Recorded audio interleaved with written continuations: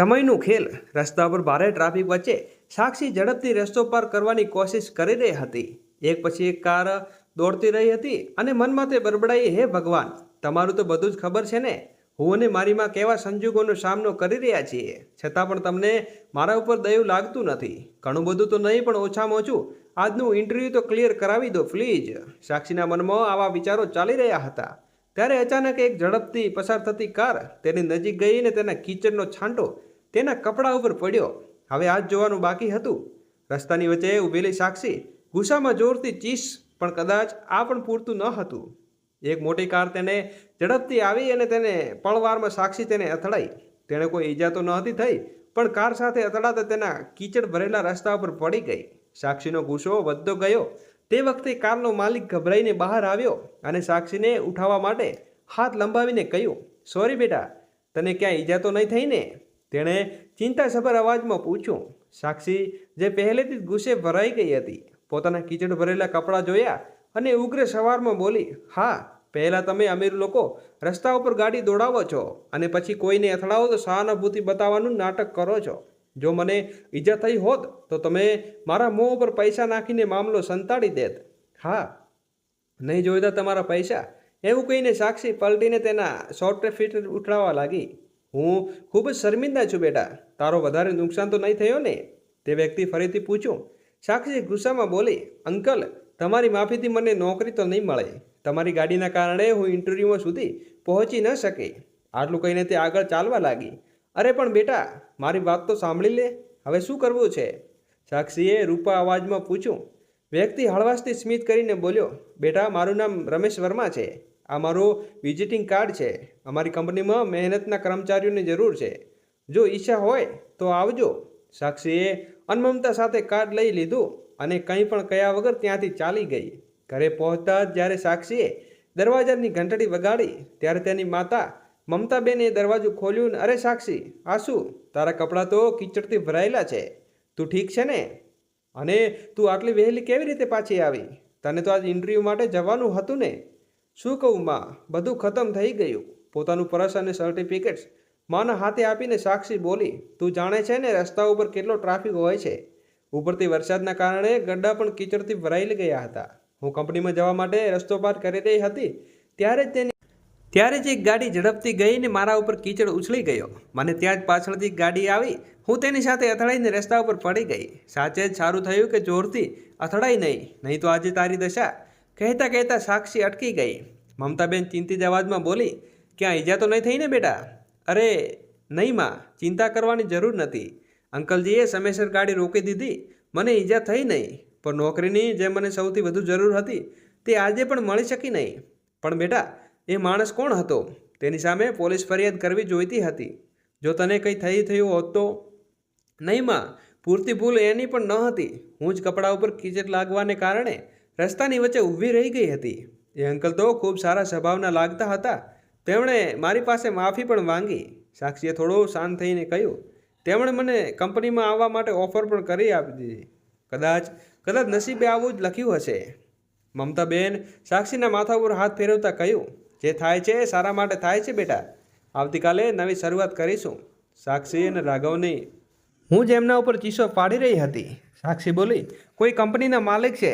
જતાં જતાં તેમનું વિઝિટિંગ કાર્ડ પણ આપી ગયા. પર્સનલમાં મૂક્યું છે. એવું કહીને સાક્ષીએ અલમારીમાંથી પોતાના કપડાં કાઢ્યા અને નાહવા માટે બાથરૂમમાં ચાલી ગઈ. ત્યાં તરફ મિસ્ટર રમેશ વર્મા પોતાની ગાડીથી પોતાના ઘરે જતા રહ્યા અને સાક્ષી વિશે વિચારી રહ્યા હતા. જ્યારે તેઓ ઘરે પહોંચ્યા ત્યારે જોયું તો તેમની પત્ની ગીતા બગીચામાં છોડને પાણી આપી રહી હતી. તેમણે જોતાં જ રમેશ બોલ્યા, શું વાત છે મેડમ? આ સાડી તો તમે ખૂબ સરસ લાગી રહ્યા છો. નવી ખરીદી છે શું? ગીતાએ નારાજ અવાજમાં બોલી, મને ચીડવવાનું કંઈક ને કંઈક બહાનું શોધી જ લો છો. આ સાડી 5 વર્ષ જૂની છે. તમે મને કડવા ચોથે ગિફ્ટ કરી હતી. તમે તો જાણો ક્યાં ગુમ થઈ જાઓ છો. સારું, તારાથી એક મહત્ત્વની વાત કરવી છે, રાઘવના સંબંધ વિશે. રમેશ બોલ્યા, હા કહો. ગીતા, કોઈ છોકરી છે તારી નજરમાં? ગીતાએ કહ્યું, છોકરીઓ તો ઘણી છે, પણ શા માટે ખબર નહીં. રાઘવ લગ્ન માટે ચીડાય છે. રાઘવના મામાનો ફોન આવ્યો હતો. કહી રહ્યા હતા કે તેમની નજરમાં એક છોકરી છે, તેમના પડોશમાં રહે છે, ઘણું સારું કુટુંબ છે.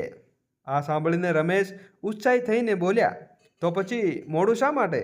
આજે સાંજે જ્યારે રાઘવ ઓફિસથી ઘરે આવશે ત્યારે આપણે મામાના ઘરે જઈશું. છોકરો છોકરી એકવાર મળી તો લેશે. શું ખબર રાઘવને છોકરી ગમી જાય. ગીતા બોલી, વાત તો તમે સાચી કહી. હું ભાઈને ફોન કરીને કહી દઈશ. ગીતાએ રાઘવને ફોન કર્યો. બેટા, આજે સાંજે વહેલું આવી જજે. રાઘવને પૂછ્યું, શા માટે માં? ક્યાં જવાનું છે શું? ગીતાએ કહ્યું, હા બેટા, તને એક છોકરી સાથે મળવાનું છે. આ સાંભળતા જ રાઘવ ચીડાઈને બોલ્યો, માં, મેં તને કેટલી વાર કહ્યું છે મને લગ્ન વગર નહીં કરવા. ગીતાએ સમજવાનો પ્રયાસ કર્યો. બેટા, એકવાર મારી વાત તો સાંભળી લે. રાઘવ ગુસ્સામાં બોલ્યો, ના માં, એકવાર કદી દીધું કે કહી દીધું, મને ફોન મૂકી દીધો. ગીતાએ રમેશની વાત જણાવી તો તેઓ બોલ્યા, ગીતા, આજે સાંજે જ્યારે ઘરે આવશે ત્યારે વિષયમાં વાત કરીશું. શું ખબર તેને કોઈ છોકરી પસંદ કરતો હોય તો? ગીતાએ સહમતી માથું હલાવ્યું. હા, શક્ય છે. રાત્રે જ્યારે રાઘવ ઘરે આવશે ત્યારે હું એની સાથે વાત કરીશ. રાત્રે નિર્ધારિત સમયે રમેશ ભોજન કરીને સુવા ચાલી ગયા. જ્યારે નોકરીએ કમલા ભોજન લઈ આવી તો ગીતાએ થાળી જોઈને ના પાડી. ના કમલા, આજે હું મારા દીકરા સાથે જ ભોજન કરીશ. ગીતાએ હળવી સ્વીચ માટે કહ્યું. મનમાં તે વિચારી રહી હતી કે આ બહાને રાઘવ વિશે થોડી વાત પણ થઈ જશે. કદાચ તે ખુલીને પોતાના દિલની વાત કહી શકે. રાત્રે જોઈતા રાત્રિના 11 વાગી ગયા. એ સમયે રાઘવ ઓફિસથી ઘરે પાછો આવ્યો. તેણે જોયું તો ગીતા ખુરશી ઉપર બેઠી હતી. અરે માં, અમે હજુ સુધી બેઠી છો? તમે ફરી ભોજન લીધું કે નહીં? કમલા, તને કેટલી વાર કહ્યું છે કે માને સમયસર ભૂખી ન રાખીશ. તેમણે બ્લડ શુગર અને કંટ્રોલની તકલીફ છે. ગીતાએ કહ્યું, અરે ના બેટા, મેં એમને મન કર્યું હતું. આજે મારા માટે ભોજન કરવાની ઈચ્છા હતી. એ સમયે કમલા બોલી, ભૈયા, આજે મેડમને તમારા સાથે પોતાના હાથથી શાક બનાવ્યું છે. આ સાંભળીને રાઘવ ખુશ થઈને બોલ્યો, તો પછી હું એક રોટલી વધુ ખાઈશ. રાત્રિ વધી જતાં ગીતાએ સમય કંઈ પણ કહ્યું ના, યોગ્ય સમજ્યું. બીજે દિવસે સવારે રાઘવ જ્યારે સવારી કરીને પાછો આવ્યો તો જોયું કે એની માં હજુ સુધી રૂમમાંથી બહાર આવી ન હતી. ચિંતિત થઈને સીધો તેના રૂમમાં ગયો. અંદર જઈને જોયું તો માં ઊંડા વિચારોમાં હતી. શું વિચાર કરી રહ્યા છો માં? શું એટલું મહત્વનું છે મોબાઈલમાં? ગીતા બોલી, તારા વિશે જ વિચારતી હતી બેટા. આ છોકરી કેટલા ફોટા છે, જરા જોઈને તને છોકરી ગમે છે? રાઘવ હસ્યો. માં, તને સવારે જ મેં શરૂ કરી ગયા. પહેલાં ફટાફટ તૈયાર થઈ જાઓ, મને ભોજન ખાઈ લો. તમારી તંદુરસ્તી બિલકુલ કાળજી રાખતા નથી. ગીતા સ્મિત કરીને વિચારી રહી હતી કે કદાચ એક દિવસ રાઘવ પોતે પોતાની પસંદગીની વાત કહે છે. પરંતુ મારી વાતને ટાળવાનો પ્રયાસ કરશો નહીં. જીવનમાં કામકાજ સિવાય ઘણું બધું છે. એ ઉંમર થયા પછી લગ્ન તો કરવી જ પડે ને. ગીતાજી ગંભીર અવાજમાં બોલ્યા. મોબાઈલ ઉપર અંગૂઠીઓ ચાલવા તેમણે કહ્યું, જુઓ, તમારા મામાજીએ એકથી એક સુંદર અને સારા પરિવારની છોકરીઓના ફોટા મોકલ્યા છે. જેમ જેમ તેમણે મોબાઈલ ઉપરથી નજર હટાવી સામે જોયું તો રાઘવ ત્યાંથી ઉઠીને જઈ ચૂક્યો હતો. ઊંડી શ્વાસ લઈને ગીતા બોલ્યા, કેમ જાણે આ છોકરાને લગ્ન નામે એટલી ચીડ આવે છે. આજે ફરી મને ચકમો આપીને નીકળી ગયો. આ તરફ સાક્ષી આજે ફરી ઇન્ટરવ્યૂ માટે તૈયાર થઈને રહી હતી. એ વખતે માતાજીની તેને દહીં ખાંડ લઈ આવ્યા અને પ્રેમથી ચમચીથી ખવડાવવા લાગ્યા. એક ચમચી ખાધા બાદ સાક્ષી હસવા લાગી. અરે માં, જો દહીં ખાંડ ખરેખર નોકરી અપાવી શકે તો દુનિયામાં કોઈ પણ બેરોજગાર ન રહે. સાક્ષીએ મજાકમાં કહ્યું. આટલું કહીને તેણે પોતાના પર્સ અને સર્ટિફિકેટ ફાઇલ ઉઠાવી અને ઝડપથી ઇન્ટરવ્યૂ માટે આપવા નીકળી ગઈ. બપોરે જ્યારે તે ઘરે પાછી આવી તો તેનો ચહેરા ઉપર નિરાશા દેખાતી હતી. મમ્માજીએ તેણે જોઈને બોલ્યા, કઈ બાત નથી દીકરી, નિરાશ ના થાવ. ચોક્કસ કોઈ સારી નોકરી તારા માટે રાહ જોઈ રહી છે. સાક્ષી ગુસ્સામાં બોલી, પણ માં, મને ગુસ્સો આવે છે કે જ્યારે ઓછા લાયકાતવાળા લોકો ઓળખણજનને જોરે નોકરી લઈ જાય છે અને જો આ મળીને નોકરી ના મળે તો ઘરના ખર્ચા ચલાવવા મુશ્કેલ બની જશે. મમતાજીએ આંખો ભીની થઈ ગઈ. કહ્યું, તારા પિતાજી આપણા સાથે હોત તો તારે આ રીતે નોકરી માટે દર ભટકવું ના પડોત. સાક્ષીએ તરત જ માતાનું હાથ પકડીને કહ્યું, કઈ બાબતની માં? જરા નજરમાં અન્ય કંપની છે, વર્મા ઇન્ડસ્ટ્રી. એકવાર ત્યાં જઈને જોઈશું. કદાચ ત્યાં વાત બની જાય. જેમ જેમ સાક્ષીએ પોતાનો પર્સ ખોલ્યો તો તેમાં સામાન કાઢ્યો તો તેની નજર અચાનક એક વિઝિટિંગ કાર્ડ ઉપર પડી ગઈ. કાર્ડ જોતાં જ તેની આંખો આશ્ચર્યથી મોટી થઈ ગઈ અને ખુશીથી ઉછળી પડી. અરે બાપરે, આ તો કમાલ થઈ ગયું. માં, મને વિશ્વાસ નહીં થઈ રહ્યો. સાક્ષી જોરથી બોલી. મમતાજી તેને તીછો નજરે જોઈને કહ્યું, અરે અરે, એવી ચીસો પાડી રહી છે જાણે ખજાનો મળી ગયો. હવે કહેશો પણ શું થયું? સાક્ષીએ ઉત્સાહથી કાર્ડ લહેરાવતા કહ્યું, અરે માં, આવું જ કંઈક સમજી લો. જીઓની ગાડી સાથે એ દિવસે મારો અકસ્માત થયું હતું એ જ વર્મા ઇન્ડસ્ટ્રીના માલિક મિસ્ટર રમેશ વર્મા નીકળ્યા. અને મજાની વાત સાંભળો, આ જ એવી કંપનીમાં છે જ્યાં હું ઇન્ટરવ્યૂ આપવા જવા વિચારતી હતી. હું પણ ત્યાં કેટલી મૂર્ખ હતી, અહીં ત્યાં ભટકી રહી હતી જ્યારે તેમણે પોતે જ મને નોકરીનું ઓફર આપ્યું હતું. આ સાંભળીને મમતાજી પણ આશ્ચર્યચકિત થઈ ગયા. અરે દીકરી, આ તો ખૂબ સારી વાત છે. જો તેમણે આવું જ કહ્યું છે તો ચોક્કસ ખૂબ સારા માણસ હશે, ત્યારે ત્યાં જવું જરૂરી જોઈએ. આ કહીને મમતાજી કોઈક ઊંડા વિચારમાં પડી ગયા. આગલા દિવસે સાક્ષી તૈયાર થઈને વર્મા ઇન્ડસ્ટ્રી જવાની તૈયારી કરવા લાગી. તેણે સુંદર સલવાર કુર્તો પહેર્યો અને હળવો મેકઅપ કર્યો. પછી એકવાર આયના પોતાને જોઈને સ્મિત કર્યું. એ સમયે મમતાજી ટેબલ ઉપર તેનો નાસ્તો મૂકીને રૂમમાં આવ્યા. સારી લાગે છે દીકરી, હવે ઝડપથી નાસ્તો કરી લે, ક્યાંક મોડું ન થઈ જાય. અને હા, ઈશ્વરના આશીર્વાદ લેવાનું ભૂલતી નહીં. સાક્ષીએ ભગવાન સમક્ષ થયું થેન્ક યુ ને માતાજી, માં ભગવાન સાથે તમારો આશીર્વાદ પણ જોઈએ અને મારી માટે દુઆ કરજો. મમતાજીએ તેને ગળે લગાડીને કહ્યું, દીકરી, ઈશ્વર મને મારા આશીર્વાદ હંમેશા તારી સાથે છે. જા, સફળ થઈને પાછી આવજે. સાક્ષીએ સ્મિત સાથે માથું હલાવ્યું અને આત્મવિશ્વાસથી ભરેલી વર્મા ઇન્ડસ્ટ્રી તરફ નીકળી. મને તમારા આશીર્વાદની પણ જરૂર છે માં, સાક્ષીએ સ્મિત સાથે કહ્યું. મમતાજી તેના માથા ઉપર હાથ મૂકીને કહ્યું, અરે દીકરી, મારું આશીર્વાદ તો હંમેશા તારી સાથે છે, તું ફક્ત તારી કાળજી રાખજે. સાક્ષી નીકળી ગયા પછી મમતાજીએ ઊંડી શ્વાસ લીધી અને ગહેરા વિચારમાં ચાલ્યા. લગભગ 1 કલાકનો સફર કાપ્યો બાદ જ્યારે સાક્ષી વર્મા ઇન્ડસ્ટ્રી પહોંચી તો ઓફિસની ભવ્ય ઇમારત જોઈને તે આશ્ચર્યચકિત થઈ ગઈ. એટલી મોટી કંપનીમાં તેણે નોકરી મળશે કે નહીં, આ વિચાર સાથે તેને ગેટ તરફ આગળ વધી. ગેટ પર ગાર્ડે તેને રોકીને કહ્યું, મેડમ, તમારું નામ, સરનામું અને આવવાના કારણો રજિસ્ટરમાં લખી દો. બધી ફોર્માલિટી પૂરી કર્યા પછી સાક્ષી સુંદર અંદર ઓફિસનું વાતાવરણ જોઈને દંગ રહી ગઈ. દરેક કર્મચારી સંપૂર્ણ ઉર્જા અને ઉત્સાહ સાથે પોતાના કામમાં વ્યસ્ત હતો.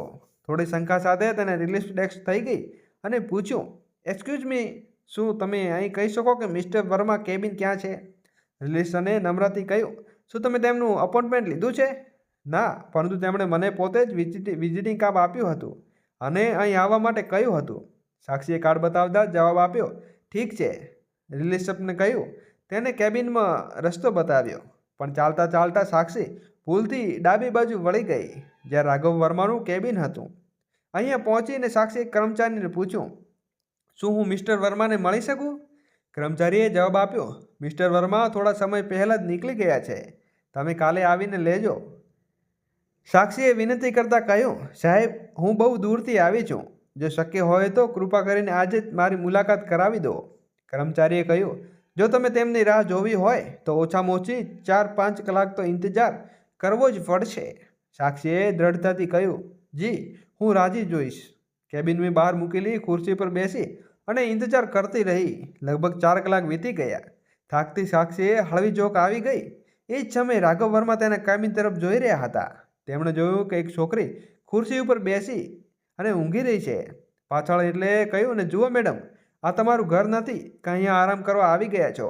સાક્ષી ચમકી ઉઠીને સામે ઊભેલો યુવકના આ લહેરાથી તેને ગુસ્સો આવી ગયો. સાંભળો મિસ્ટર, મને ખબર નથી કે તમે કોણ છો, પણ તમે મને આ રીતે બોલી શકતા નથી અને અમારા આરામ કરવાનો કોઈ શોખ નથી. હું 4 કલાકથી મિસ્ટર રમેશ વર્માની રાહ જોઈ રહી હતી અને થાકતી મારી આંખો લાગી ગઈ. જો મારી જગ્યાએ બીજું કોઈક હોત તો કદાચ એ પણ આવું જ કરે. રાઘવે ગંભીરતા સાથે કહ્યું, જી નહીં, આ બધા લોકો એક જેવા હોતા નથી. એટલું કહીને તેઓ પોતાના કેબિનમાં ચાલી ગયા. થોડા સમય બાદ એક કર્મચારી સાક્ષી પાસે આવ્યો ને બોલ્યો, મેડમ, હવે તમે અંદર જઈ શકો છો. જ્યારે સાક્ષી કેબિનમાં ગઈ તો સામે એક યુવક બેઠો હતો. તે થોડો પળો પહેલાં તેને ઠપકો આપી રહ્યો હતો. દોસ્તો, વિડીયોને લાઈક કરીને ચેનલને સબસ્ક્રાઈબ અવશ્ય કરી લેજો.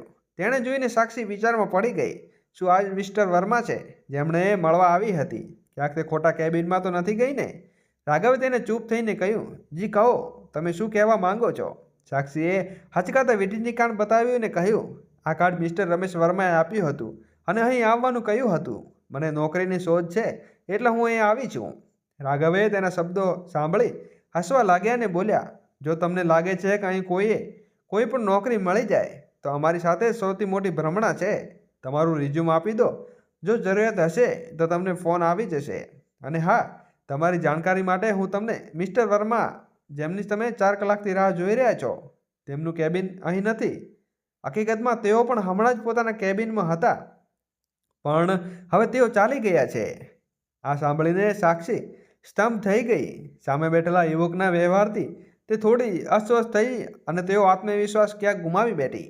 તે કાંપતા હાથોથી તેણે પોતાની ફાઇલમાંથી રિઝ્યુમ કાઢ્યું અને રાઘવ વર્માને આપી દીધું. સાક્ષીને પોતાનું રિઝ્યુમ કાઢી અને રાઘવ વર્માની સાથે ટેબલ પર મૂકી દીધું. જેમ જ તે ઉઠી જવા લાગી અને રાઘવે રિઝ્યુમ જોતા કહ્યું, તમારે ઘણું દૂરથી આવવું પડ્યું છે અને પાછા જતાં અંધારું થઈ જશે. આજકાલ પરિસ્થિતિ પણ બધી સારી નથી, એટલે હું તને ઓફિસમાં ગાડીથી તમારે ત્યાં રહેવાની વ્યવસ્થા કરી દઉં. થોડા જ સમયમાં એક કર્મચારી અંદર આવ્યો અને બોલ્યો, સાહેબ, ગાડી આવી ગઈ છે. રાતના લગભગ 8 વાગ્યા હતા. સાક્ષી તેના ઘરે પહોંચી. તેને જોયું તો તેની માં બાલ્કનીમાં સતત ગેટ તરફ જોઈ રહી હતી. સાક્ષીને જોઈને મમતાજી એકદમ શાંત થઈ ગઈ. શું થયું માં? તમે કેમ એટલી ચિંતામાં કેમ થાવ છો? અરે બેટા, તારી ચિંતા થઈ રહી હતી. ઉપરથી તારો ફોન પણ લાગતો ન હતો. તું તો જાણે જ તારા પપ્પા ગયા પછી. કહેતા કહેતા મમતાની આંખોમાં પાણી આવી ગયા. અરે માં, હું ભણેલી ગણેલી છું અને સમજદાર છું. હવે નાની બાળકી તો નથી. સાક્ષીએ પ્રેમભરી રીતે માના આંસુ સાફ કરતા કહ્યું, ચાલ જલ્દીથી ફ્રેશ થઈ જા, ખાવાનું તૈયાર છે. ખાવા ખાતા ખાતા મમતાજીએ પૂછ્યું, ચાલ હવે કહું, આજે કેવું રહ્યું મિસ્ટર વર્મા સાથે વાત થઈ કે નહીં? મને ખબર નથી માં, હું ખૂબ થાકી ગઈ છું એટલે સૂઈ રહી છું. સાક્ષીએ કહ્યું અને તેની ઓરડામાં ચાલી ગઈ. મમતાજી સમજી નહોતા અને આખરે ત્યાં જ શું થયું હશે. ઉધર તેના ઓરડામાં પથારી ઉપર લંબાઈ પડેલી સાક્ષી આ વિચારમાં પડી હતી કે રાઘવ વર્મા એ કેવા પ્રકારના માણસ છે. સૌ પ્રથમ તો તેણે મારું ખરાબ રીતે સ્વાગત કર્યું અને પછી મારા માટે ઓફિસની ગાડીની વ્યવસ્થા કરી. આ દરમિયાન વર્મા હાઉસમાં રાઘવ પણ સાક્ષી વિશે વિચારી રહ્યો હતો. વિચારતા વિચારતા તેના ચહેરા ઉપર હળવી સ્મિત આવી અને એ જ સમયે રમેશ વર્મા તેના ઓરડામાં આવ્યા અને બોલ્યા, અરે વાહ, આજે તો મારા દીકરાના ચહેરા ઉપર હાસ્ય દેખાય છે. શું વાત છે? કંઈ નથી પપ્પા, આજે ઓફિસમાં એક છોકરી આવી હતી. તેમાં તમારું વિઝિટિંગ કાર્ડ બતાવી રહી હતી ને કહી રહી હતી કે તેને ઓફિસમાં બોલાવી હતી. રમેશ વર્મા વિચારમાં પડી ગયા. કઈ છોકરી હશે જેને મેં વિઝિટિંગ કાર્ડ આપ્યું હતું? તે દેખાવમાં કેવી હતી? રાઘવે જવાબ આપ્યો, સામાન્ય છોકરો જેવી જ હતી. સલવાર સૂટ પહેરેલું હતું. અરે હા, હવે યાદ આવ્યું, રમેશજી બોલ્યા. આજે થોડા દિવસ પહેલાં મેં તેને કહ્યું હતું કે મારી કાર સામે અચાનક એક છોકરી આવી ગઈ હતી અને થોડી હયાત બચી હતી. મારે લાગે છે એ છોકરી હશે. ઘણા ભલી અને સભામાની લાગતી હતી. ક્યાંક ઇન્ટરવ્યૂ આપવા જતી હતી, ત્યાં મારી કાર સાથે ટક્કર લાગી અને તેને કાદવમાં પડી ગઈ હતી. તેની જગ્યાએ કોઈ બીજું હોત તો કદાચ મારાથી પૈસા કઢાવવા કે FIR કરવાની ધમકી આપી હોત, પણ તેણે આવું કંઈ કર્યું નહીં. અરે તો તેને શા માટે કર્યું? તે ઘણી આશા લઈને આવી હશે. રમેશજીએ પૂછ્યું, અરે પપ્પા, એ છોકરી તો ઘણી મૂર્ખ લાગી. આખા 4 કલાક મારા કેબિન ઉપર બહાર બેસીને રાહ જોઈ. એક વખત તેણે કોઈકને પૂછ્યું ન કે કેબિન કોણનું છે. જ્યારે અંદર આવી ત્યારે મારી સાથે વાત કરતી વખતે તેણે અવાજ અને હાથ કાંપતા રહ્યા. રમેશજી હળવી સ્મિત સાથે બોલ્યા, ના બેટા, એ છોકરી મૂર્ખ નથી. હા, ક્યારેક પરિસ્થિતિ માણસને નબળો બનાવી દે છે, પણ એ છોકરી સ્વાભિમાની છે અને મહેનતી છે. કદાચ સમય સાથે હું આ સમજી શકીશ. રાઘવ વિચારમાં પડી ગયો અને કશું કહ્યા વિના ત્યાંથી ખિડકી તરફ જોવા લાગ્યો. રાઘવ જ્યારે બીજા ઓફિસમાં પહોંચ્યો ત્યારે તેના પિતાના શબ્દો તેના મનમાં ગુંજતા રહ્યા. ક્યારેક પરિસ્થિતિ માણસને મૂર્ખ બનાવી દે છે. એને લાગ્યું કે કદાચ પપ્પા સાચું કહી રહ્યા છે.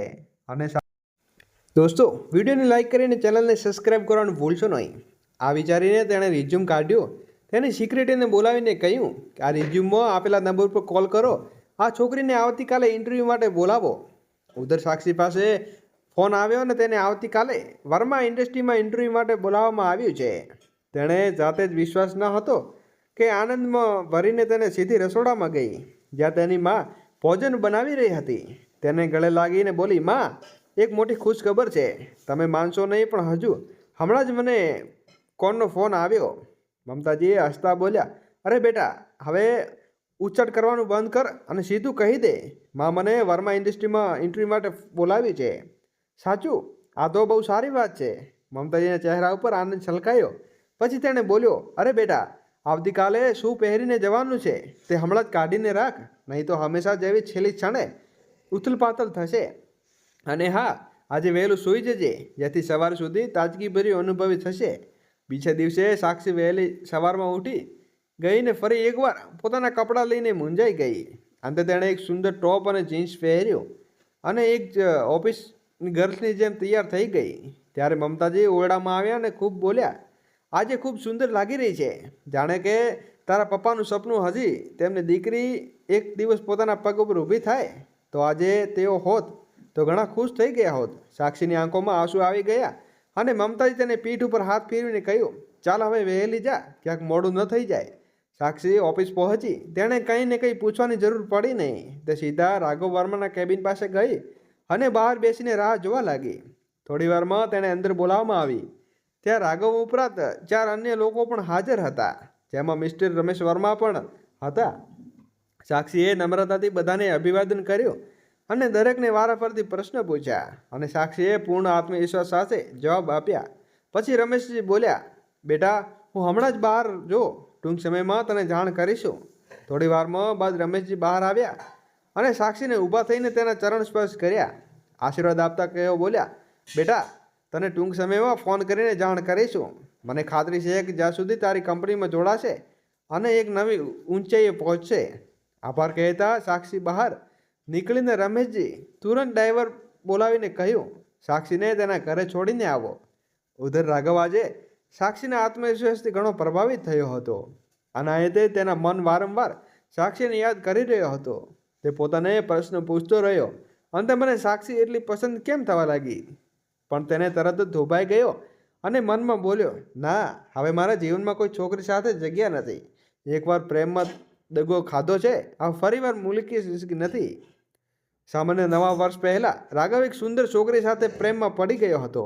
ધીરે ધીરે બંનેના જીવનભર સાથે રહેવાની કસમ ખાઈ હતી. રાઘવ વિચાર કરી લીધો હતો કે તે લગ્ન કરશે તો ફક્ત આ છોકરી સાથે. પરંતુ એક દિવસ તેના સાથે નજીકમાં મિત્રએ તેને સત્ય કહ્યું હતું કે તે સાંભળીને રાઘવના પગ નીચેથી જમીન ખસી ગઈ. જ્યારે તેણે પોતાની આંખોમાં સત્ય જોયું ત્યારે તેમને સમજાયું કે તેને વિશ્વાસ ગંભીર રીતે તૂટી ગયો છે. કેટલા દિવસોમાં તપાસ પછી રાઘવે ખબર પડી કે તે છોકરી સાથે તેને એક સારે સમય ખૂબ પ્રેમ હતો. તે પહેલેથી જ પરિણીત હતી અને ફક્ત પૈસાની લાલચમાં તેનાથી પ્રેમનો દેખાડો કરી રહી હતી. એ દિવસ પછી રાઘવે પ્રેમ પરથી વિશ્વાસ ખોઈ દીધો હતો. તેણે શપથ લીધો હતો કે જિંદગીમાં કોઈ પણ છોકરી નહીં આવે તેની ભાવનાઓ સાથે રમી શકે. પણ આજની તારીખે કંઈક અલગ જ અનુભવી રહ્યો હતો. આગલી સવારે જ્યારે રાઘવ વર્મા વોકિંગ કરીને ઘેર પહોંચ્યો ત્યારે મિસ્ટર રમેશ વર્મા તેની રાહ જોઈ રહ્યા હતા. તેઓ તરત બોલ્યા, બેટા, શું વિચાર્યું? કઈ બાબતમાં પપ્પા?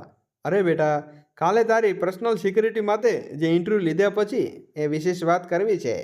રાઘવ તેના ભૂતકાળમાં અનુભવોને લીધે સાક્ષીની અંદર રાખવા માંગતો હતો. તેણે કહ્યું, મને તો લાગે છે કે જૂની પર્સનલ સિક્યુરિટી બરાબર છે. રમેશજી બોલ્યા, પણ મને લાગે છે કે સાક્ષી આ પદ ઉપર સંપૂર્ણ રીતે યોગ્ય છે. હું આ માત્ર તેની લાયકાત નહીં પરંતુ તેના સ્વભાવ અને આત્મવિશ્વાસ સાથે ધ્યાનમાં રાખીને કહી રહ્યો છું. એ છોકરી સાથે જ બીજી બધી છોકરીઓ અલગ છે. રાઘવે વાત ટાળી દેવા માટે કહ્યું, ઠીક છે પપ્પા, હું અને સ્ટાફને રાય લઈને તમને કોશિશ કહીશ. સવારના લગભગ 10:30 વાગીને સાક્ષીને ફોન લાગ્યો અને હજુ સુધી સૂઈ રહી હતી. આખી રાત ઓફિસ વિશે વિચારીને મોડું સૂઈ હતી. મમતાજી બોલ્યા, બેટા, તારો ફોન વાગી રહ્યો છે અને તું આરામથી સૂઈ રહી છે. જ્યારે સાક્ષી ઉઠી નહીં ત્યારે મમતાજી પોતે જ ફોન ઉઠાવ્યો. હેલો, હું વર્મા ઇન્ડસ્ટ્રીના માંથી બોલી રહ્યો છું. શું સાક્ષી સાથે વાત કરી શકું? નમસ્તે સર, હું સાક્ષીની માં બોલી રહી છું. હા, હું હમણાં તેને બોલાવું છું. મમતાજી ઓરડામાં ગયા અને સાક્ષીને મુખ ઉપર હળવેથી પાણીનો છંટકાવ નાખીને તરત જ જાગી અને બોલી, મિસ્ટર વર્માએ ફોન છે. તેને ફોન ઉચક્યો. હેલો, ગુડ મોર્નિંગ સર, હું સાક્ષી બોલી રહી છું. રમેશજી બોલ્યા, ગુડ મોર્નિંગ બેટા, તને જણાવવા માટે ફોન કર્યો હતો કે તું કાલથી અમારી કંપનીમાં જોડાઈ શકે છે. Thank you so much sir, હું કાલે ચોક્કસ સમયસર આવીશ. જેમ જેમ મમતાજી મિસ્ટર વર્મા સાથે વાત યાદ કરતા ગયા તેમ તેમ તેમાં કંઈક અજાણ્યું લાગવા લાગ્યું. તેવા જાણે ઘણા વર્ષો પહેલાં ક્યાંક સાંભળ્યો હોય એવું લાગ્યું. સાક્ષીએ પૂછ્યું, માં, તું શેના વિશે વિચારમાં ડૂબી ગઈ છે? હવે બધી ચિંતા છોડીને ખુશ થા, મને નોકરી મળી ગઈ છે. મમતાજી બોલ્યા, આ તો બહુ સારા સમાચાર છે બેટા. તારા પપ્પાના ગયા પછી હું કોઈક રીતે સિલાઈ કામ કરીને ઘર ચલાવી રહી હતી, પણ હવે આંખો નબળી થવાને કારણે તે ખૂબ કરી શકતી ન હતી. પણ ભગવાને તારા માટે અમારી મુશ્કેલીઓ દૂર કરી. પણ માં, મને મિસ્ટર રાઘવ વર્માની પર્સનલ સિક્યુરિટી તરીકે નોકરી મળી છે. એમનું વર્તન થોડું અજીબ છે, ઘણા અહંકારી લાગે છે. મમતાજી સમજાવતા બોલ્યા, બેટા, ફક્ત 2-3 કલાક આજે વિશે સંપૂર્ણ રાય બનાવી શકાતા નથી. તું ત્યાં કામ કરશ તો તમને તેની આસપાસના લોકો સારી રીતે જાણવાનો અને સમજવાનો તક મોકો મળશે. દરેક સાથે સજાવટ અને સંવાદ બેસાડવા માટે થોડો સમય લાગે છે. સાક્ષી તેની માતાની ગોદમાં માથું મૂકીને સૂઈ ગઈ. પણ મમતાજી હજુ સુધી મિસ્ટર વર્મા વિશે વિચારી રહ્યા હતા. તેમણે અવાજ ઘણી જાણીતી લાગી હતી. તેમણે ધીમેથી પોતાને પૂછ્યું, ના ના, આ રમેશ વર્મા તો નહીં હોય, જે મધ્યમ વર્ગના પરિવારનો રમેશ અને વર્મા ઇન્ડસ્ટ્રીનો માલિક મિસ્ટર રમેશ વર્મા? આ બે એક સરખા કેવી રીતે હોઈ શકે? વિચારતા વિચારતા મમતાજી પોતાના ભૂતકાળમાં ખોવાઈ ગયા. તેમણે તે સમય યાદ આવ્યો જ્યારે તેઓ કોલેજમાં ભણતા હતા. એ જ કોલેજમાં એક સામાન્ય પરિવારનો સરળ અને શાંત સ્વભાવનો યુવક રમેશ પણ ભણતો હતો. મમતાજી તેની સરળતા અને નિર્મલ સ્વભાવથી પ્રભાવિત થઈ ગયા. બીજી તરફ રમેશ પણ મમતાજીની સાથે સુંદરતાના પોળાશમાં મરી પડ્યો હતો. દરેકને લાગે છે કે પ્રેમમાં બધું સરળ હોય છે, પણ હકીકતમાં કંઈક અલગ જ હતી. જેમ જેમ મમતાજી અને રમેશનું ગાઢ સંબંધો વધ્યું, તેમ તેમ પરિસ્થિતિઓ મુશ્કેલીમાં બની ગઈ. અને એક દિવસ મમતાજી પરિવારવાળાને વાતની જાણ થઈ. તે પછી પરિવારવાળાએ મમતાજીને જીવન બદલી નાખવાનો એક એવો નિર્ણય લીધો કે જેની તેણે ક્યારેય કલ્પના પણ નહોતી કરી. ફક્ત 10 દિવસની અંદર મમતાજી કોઈ બીજાને સાથે લગ્ન કરાવી દેવામાં આવ્યા. દોસ્તો, મમતાબેન તેમના જૂના દિવસોની યાદોમાં ખોવાઈ ગયા. તેણે રમેશ સાથે જોડાયેલી દરેક વાતને યાદ કરતા એક ઊંડી શ્વાસ લીધી. જ્યારે તેમણે લગ્ન થયા ત્યારે તેમને લાગ્યું કે તેમનું જીવન સુખમય થશે. તેમના પતિ સારા કુટુંબમાંથી હતા, પણ શરાબ પીવાના અને જુગાર રમવાની ખરાબ આદત હતી. જ્યાં સુધી મમતાબેનને આ વાત સમજાઈ ત્યાં સુધી તેઓ દીકરીના મા બની ચૂક્યા હતા. ધીરે ધીરે સૂરજે જુગારમાં બધું હારી નાખ્યું. લગ્નના 10 વર્ષ પછી શરાબના નશામાં થયેલો એક અકસ્માત તેની સ્મૃતિ થઈ ગઈ. આ ઘટનામાંથી મમતાબેન દુનિયામાં તૂટી ગઈ અને સરસલિયા તો તેમણે કોઈ મદદ કરી નહીં. માયકા તેમના ભાઈને આર્થિક સહાય આપવા ઈચ્છી તેના ભાભીને રોકી દીધા. મમતાબેન સંપૂર્ણ રીતે હિંમત જમાવીને પોતાની દીકરી સાક્ષી માટે પોતાના સંભાળને સિલાઈનું કામ શરૂ કર્યું અને કેવળ તેવળ કરીને પોતાનું જીવન ફરી પાટા ઉપર લાવ્યું. જૂની યાદોમાં યાદ કરતા મમતાબેન આંખોમાં આંસુ આવી ગયા. ઓફિસનો પ્રથમ દિવસ સાંજના સમયે જ્યારે સાક્ષી ઊંઘમાંથી જાગી ત્યારે માતાને અલમારીમાંથી કપડાં કાઢવા લાગી. મમતાબેન બોલ્યા, શું થયું દીકરી? શું શોધી રહી છે? માં, હું વિચારમાં હતી કે કાલે ઓફિસનો પહેલો દિવસ છે, તો શા માટે સાડી પહેરીને ના જાઉં? મમતાબેન આશ્ચર્યથી બોલ્યા, શા, તું સાડી પહેરીશ? તને સાડી પહેરી આવડે છે? અને જો પહેરેલી લે, સંભાળવી કેવી રીતે? એમ કહીને મમતાબેન હસવા લાગી. સાક્ષી હસીને બોલી, માં, હવે હું કોઈ નાનકડી છોકરી બાળક નથી, મોટી થઈ ગઈ છું, અને હા, સાડી કેવી રીતે પહેરવી મને શીખવાડી દેજે. મમતાબેન હસીને બોલ્યા, બેટા, શીખવાડી દઈશ. આગલા દિવસે સાક્ષીએ કાળી સાડી પહેરીને પોતાનું તૈયાર થયું. મમતાબેન એ સાડીને ખૂબ ધ્યાનથી જોતા હતા, કારણ કે આ જ સાડી 27 વર્ષ પહેલાં રમેશે તેના માટે ખરીદી હતી. એ સમયે બહાર ગાડીનો હોર્ન વાગ્યો ત્યારે ઓફિસની ગાડી સાક્ષીને લેવા માટે આવી ગઈ. સાક્ષી સમયસર 25 મિનિટ પહેલાં ઓફિસે પહોંચી ગઈ. ત્યાં રાઘવ વર્માની જૂની પર્સનલ સેક્રેટરી તેને બધું કામ સમજાવી દીધું. તેણે પણ જણાવ્યું કે મિસ્ટર રાઘવ વર્મા કામમાં કોઈ પણ આળસ સહન કરતા નથી. ઠીક 10 વાગે રાઘવ વર્માએ સાક્ષીને પોતાના કેબિનમાં બોલાવ્યું. સાક્ષી અંદર પ્રવેશી અને રાઘવે તેને જોઈને દંગ રહી ગયો. સાડી પહેરેલી સાક્ષી ખૂબ સુંદર લાગતી હતી. થોડા પળ માટે તેઓ ભૂલી ગયા કે તેમણે સાક્ષીને શા માટે બોલાવી હતી. એ સમયે સાક્ષી મૌન તોડતા બોલી, સાહેબ, તમે મને બોલાવ્યું? રાઘવ થોડી ક્ષણ માટે થંભી ગયા અને પછી બોલ્યા, હા, કૃપા કરીને બેસો. મને આશા છે કે તમને બધું કામ સમજાઈ ગયું હશે. જી સાહેબ, સાક્ષીએ જવાબ આપ્યો અને રાઘવે કહ્યું, જો કોઈ પણ સ્પષ્ટ ન હોય તો મને પૂછતા રહેજો, પણ કામમાં કોઈ ભૂલ ન થવી જોઈએ. મિત્રો, વિડીયોને લાઈક કરી અને ચેનલને સબસ્ક્રાઈબ કરીને કોમેન્ટ બોક્સમાં જય શ્રી કૃષ્ણ લખવાનું ભૂલશો નહીં. ઓકે સાહેબ કહીને સાક્ષી પોતાના કામમાં લાગી ગઈ. થોડીવાર પછી ચપરાસીએ 2 કપ કોફી લઈને કેબિનમાં આવ્યો. રાઘવ વર્માએ તેની કોફી ક્યારેય પૂરી કરી ચૂક્યા હતા, પણ સાક્ષી એટલી તલ્લીનતાથી કામમાં વ્યસ્ત હતી તે કોફી પીવાનું ભૂલી ગઈ. રાઘવે સ્મિત સાથે કહ્યું, મેડમ, તમારી કોફી તો પી લો. કામ તો થતું જ રહે છે અને ગભરાવાની જરૂર નથી. અહીં તમને કોઈ સમસ્યા નહીં થાય. જી સાહેબ, સાક્ષીએ કહ્યું અને ફરીથી કામમાં લાગી ગઈ. સાંજે જ્યારે સાક્ષી ઓફિસમાંથી નીકળવા લાગી ત્યારે મિસ્ટર રમેશ વર્માએ તેને પાસે આવ્યા. દીકરી, આજનો દિવસ કેવો રહ્યો? રમેશ વર્માએ પૂછ્યું. જી, ખૂબ જ સારો, સાક્ષીએ ખુશીભર્યા અવાજમાં જવાબ આપ્યો. મિસ્ટર રમેશ વર્માએ બોલ્યા, રાઘવે તારા કામની ઘણી પ્રશંસા કરી હતી. જો તને કોઈ સમસ્યા થાય તો નિશ્ચિત મને કહેજે.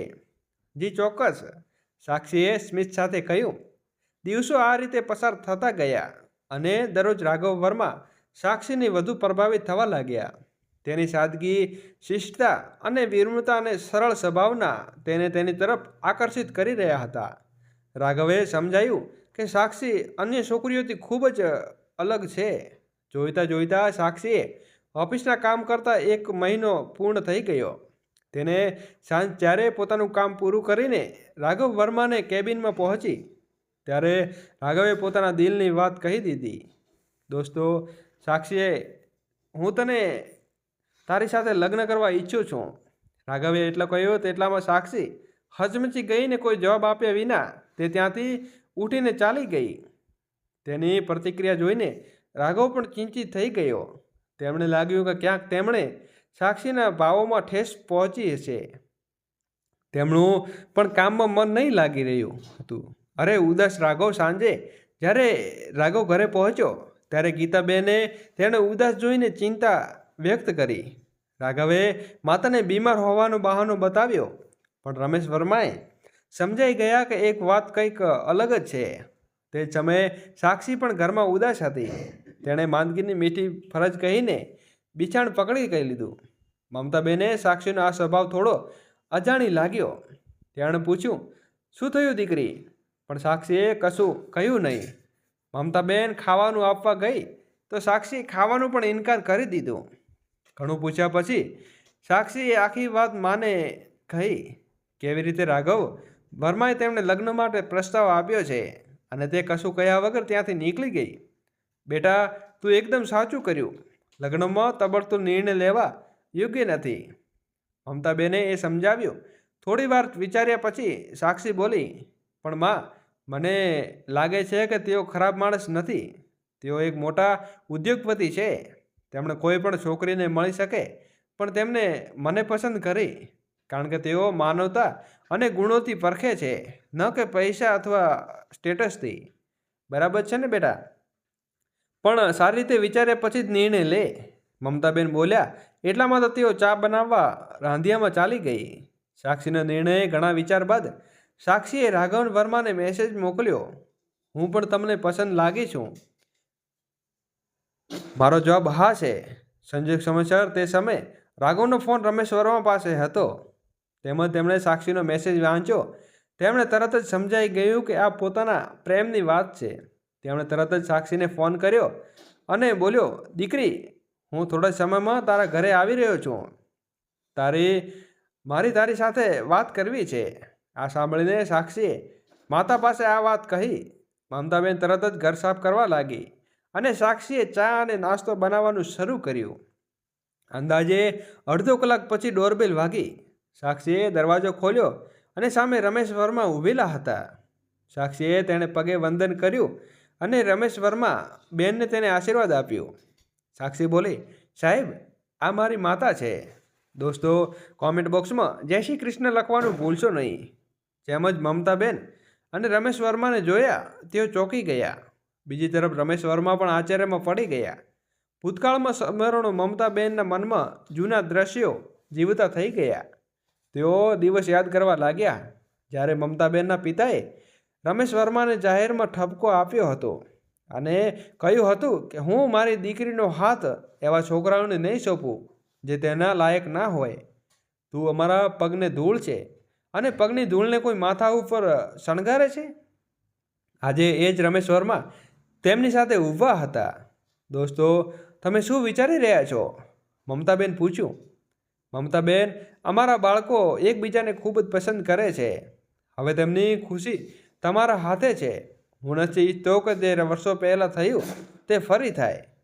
આટલું હું તમારી વાતથી સહમત છું, મમતાબેન બોલ્યા. અને જલ્દી પોસિબલ છે તેટલી વારમાં લગ્ન પણ કરી દઈએ. હું નથી ઈચ્છતી કે મારા કુટુંબના લોકો આ સંબંધનો વિરોધ કરે. લગ્ન પછી તેમણે કહીશું. લગ્નની તૈયારી એ જ સમયે સાક્ષી ચા અને નાસ્તો લઈને આવી. રમેશબેને તેણે મીઠાઈ ખવડાવી અને કહ્યું, દીકરી, હવે તારી ઘરની જલ્દી આવ. પછી આપણે બાપ દીકરી બિઝનેસમાં મીટિંગ પણ કરીશું. 3 દિવસ પછી સાક્ષી અને રાઘવનું સરળ લગ્ન સમારોહ યોજાયું. આજે મમતાબેન માટે ખૂબ જ ભાવુક ક્ષણ હતી.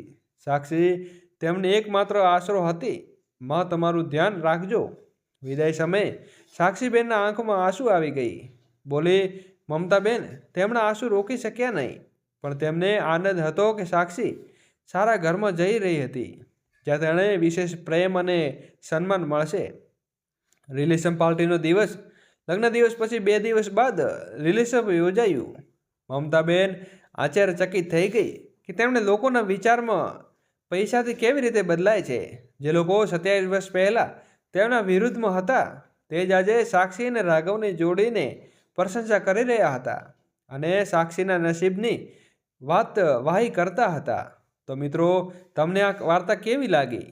તો ફરી લાઈક અને કોમેન્ટ કરીને અવશ્ય જરૂરથી જણાવજો. ચેનલને સબસ્ક્રાઈબ કરવાનું ભૂલશો નહીં. અને અગલી વાર્તા માટે ફરી મળીશું. ધન્યવાદ. જય શ્રી કૃષ્ણ. જય દ્વારકાધીશ.